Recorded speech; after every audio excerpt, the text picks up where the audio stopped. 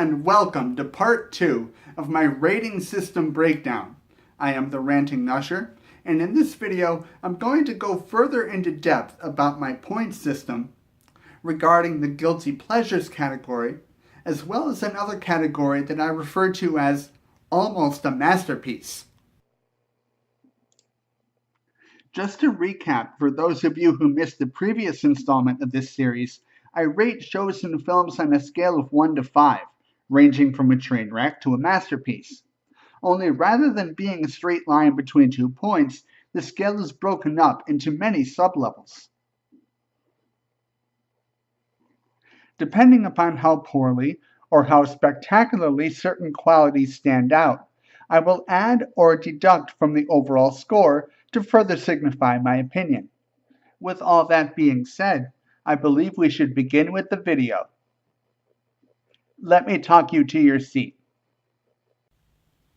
Most of us know that a guilty pleasure, in relation to a show or film, is a medium that contains several glaring errors that make us sigh and shake our heads ruefully. Yet we can't help but enjoy these mediums because despite these many flaws, they manage to be entertaining enough to keep us from walking out of the theater, or else clicking off a particular show in order to scroll for a higher quality medium. So what are some of my guilty pleasures? And how would I go about rating them? To answer that question, Before I Fall, which was released in 2017, directed by Russo Young, and based on the novel by Lauren Oliver. Before I Fall is about a high school girl, Samantha Kingston, played by Zoe Deutsch, who relives her last day on Earth until she realizes how the mysterious events that happen to her and her friends are connected, how she can change the circumstances, as well as herself in order to break the cycle. I have reviewed Before I Fall previously on my channel and placed it in my almost a masterpiece category. Rewatching this movie, however, I found that my thoughts have changed somewhat. While the film does have a refreshingly complex young adult narrative, one cannot ignore the elephant in the storyline, being what is nearly a spitting image of the classic film Groundhog Day, starring Bill Murray as a cynical weatherman, Phil Connors, who endures such an ongoing cycle while reporting on the annual weather predictions of Punxsutawney Phil himself. Like Samantha Kingston, Phil Connors must make significant changes in the way he views the world around him in order to escape the monotonous time loop that his life has become. In my former review, I said that the similarities that lie in the repetitiveness of both Before I Fall and Groundhog Day present strengths as well as weaknesses. I still feel that the film delivers a noble and thought-provoking message about how we can learn to embrace our lives and the people in them and become who we truly are as a result. However, as the film is told from the perspective of a teenage girl, this leaves plenty of opportunities for the film to attain a fluffy chick flick status that can be glaring at times and unnecessary. For all these reasons, I have chosen to place Before I Fall in my guilty pleasures category with a 3.4 rating. The next movie I would like to talk about is an anomaly that falls into both the guilty pleasures and almost a masterpiece category. Now I know what you're thinking.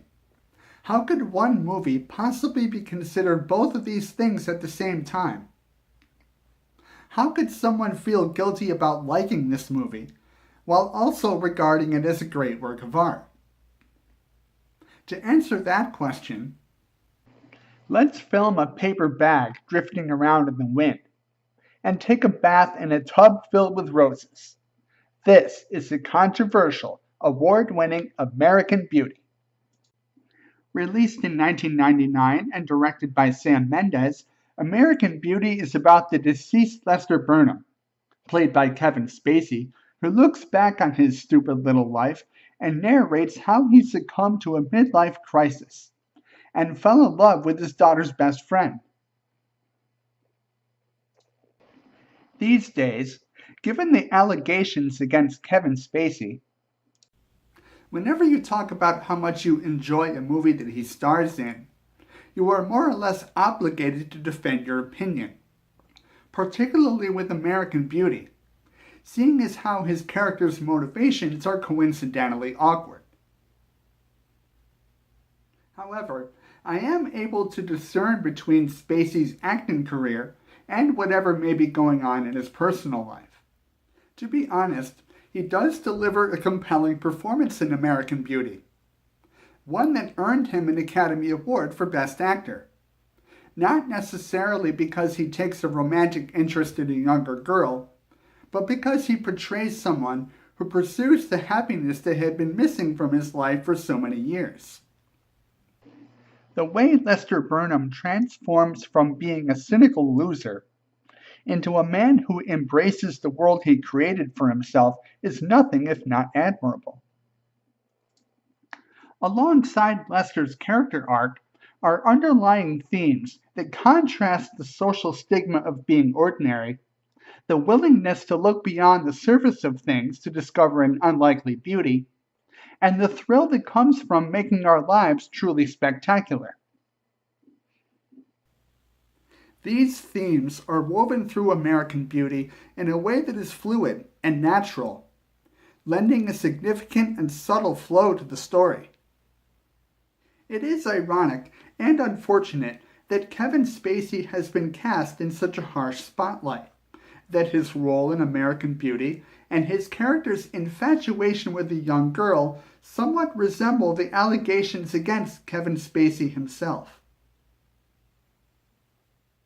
However, if you are able to separate fact from fiction and appreciate the film for what it is, you may find an unlikely beauty hiding just beneath the surface. So that is why I consider American Beauty to be both a guilty pleasure and almost a masterpiece. And on a scale of 1 to 5, 1 being a train wreck and 5 a masterpiece, I'm going to give American Beauty a solid 4 rating. That's all I have for today. Thank you so much for watching. Your viewership and support are always appreciated. As always, be sure to click the thumbs up if you enjoy the video, subscribe to the YouTube channel with notifications on, and leave your thoughts in the comments to let me know whether or not you agree with my rating system and what you think about the movies I've reviewed. Thank you once again so much for watching, and I will see you next time.